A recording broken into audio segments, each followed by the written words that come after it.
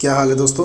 आज हम class 10th का जो नया पेपर लेकर आए हैं, जो कि उत्तर प्रदेश माध्यमिक शिक्षा बोर्ड द्वारा जो अपलोड किया गया अपनी साइट पर, तो वो उस पेपर का नाम है चित्रकला, यानी कि ड्राइंग का पेपर है आपका ये।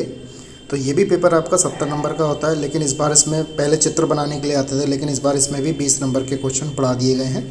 तो इसको देखना ना भूलें आप, और वीडियो पर अगर पहली बार आप मेरे विजिट कर रहे हैं तो मेरे चैनल को सब्सक्राइब करना ना भूलें, और वीडियो को ज़्यादा से ज़्यादा शेयर भी कीजिए। ठीक है दोस्तों, तो हम चलो शुरू करते हैं। प्रतिदर्श प्रश्न पत्र कहेंगे, और 2022-2023 का हमारा ये पेपर होगा। चित्रकला जो है, जिसे हम ड्राइंग कहते हैं, वो इसी टाइप का पेपर आएगा। और कैसे आएगा वो आप उसको ज़रा ध्यान से समझिएगा। पेपर आपका 3 घंटे 15 मिनट का होगा। प्रारंभ के 15 मिनट परीक्षार्थी को प्रश्न पढ़ने के लिए दिए जाएंगे। अपना अनुक्रम दिए गए ड्राइंग शीट के कवर पेज पर स्पष्ट अंकों एवं शब्दों में लिखना है। ये चीज़ आपको ध्यान में रखनी है। ये जो प्रश्न पत्र है, समझने वाली बात यहाँ पे यह है कि ये जो प्रश्न पत्र है ये 3 खंडों में विभक्त है।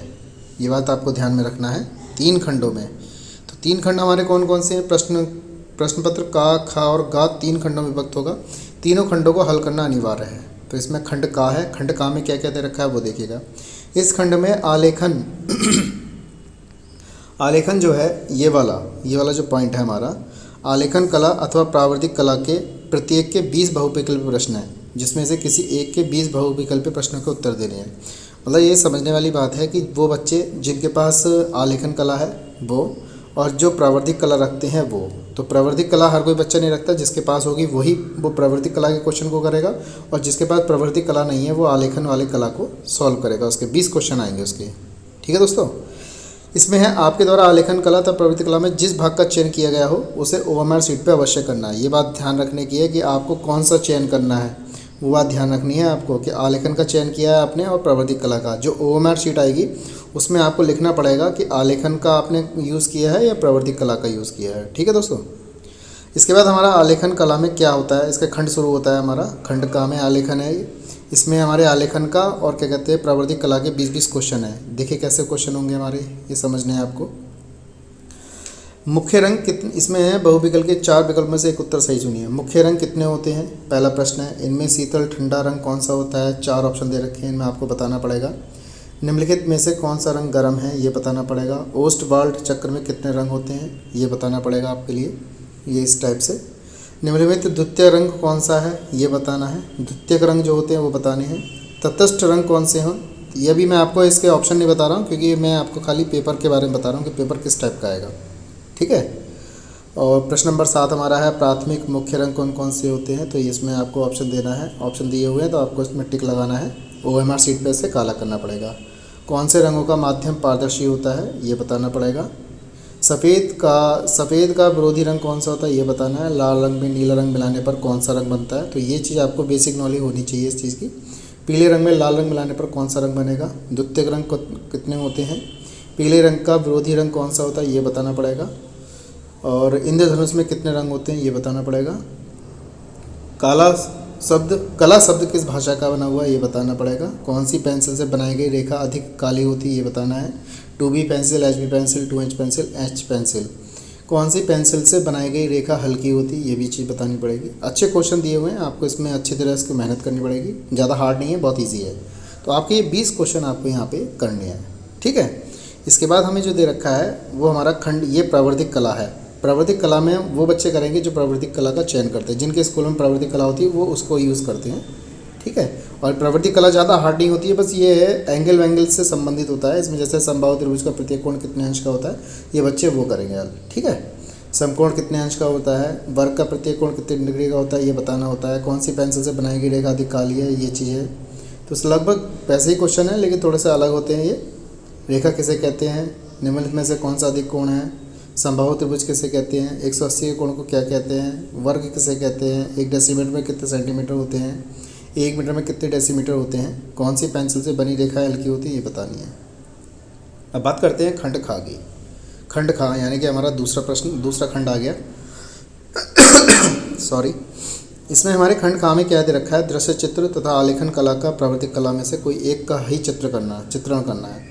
प्राकृतिक चित्र दृश्य चित्र है, आपको इसमें से बनाना पड़ेगा। ये आपका जो प्रश्न है आपका होगा 20, 25, 30 नंबर का प्रश्न है ये आपका। ठीक है। अंक दे रखे हैं इसके, देखिए 10 नंबर, 5 नंबर, 10 और 5।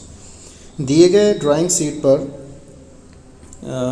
22 बाई 18 सेंटीमीटर के आयत में ग्रामीण सुंदर का दृश्य चित्रण कीजिए। खेत की ओर जाते हुए किसान का चित्र तथा आकाश में कुछ पक्षी, गांव की झोपड़ियां तथा कुएं के पास घास चरती एक गाय का चित्र बनाना है। निम्न चित्रांकन में वाटर कलर या पोस्टर कलर का प्रयोग करना है। चित्रांकन करते समय निम्न बातों का ध्यान रखना है। क्या कौन कौन सी बातों का ध्यान रखना है? सही संरचना, संयोजन सही से होना चाहिए, सुसंगत रंगों का प्रयोग होना चाहिए, आकर्षण और सामान्य प्रभाव होने चाहिए। तो ये चीज़ आपको अच्छी तरह समझनी पड़ेगी। ठीक है। अगला है इसमें अथवा में आलेखन। दिए गए ड्राइंग शीट पर 16 बाई 12 सेंटीमीटर आयत में खिड़की के पर्दे के लिए एक इकाई वाला लंबवृत्त, मतलब एक साड़ी की जो वो होती है ना, बेल टाइप की बनी थी, उसको उस टाइप का बनाया है, जिसके अंदर भारतीय पुष्प, कलियाँ, पत्तियों का सुंदर समायोजन होना चाहिए।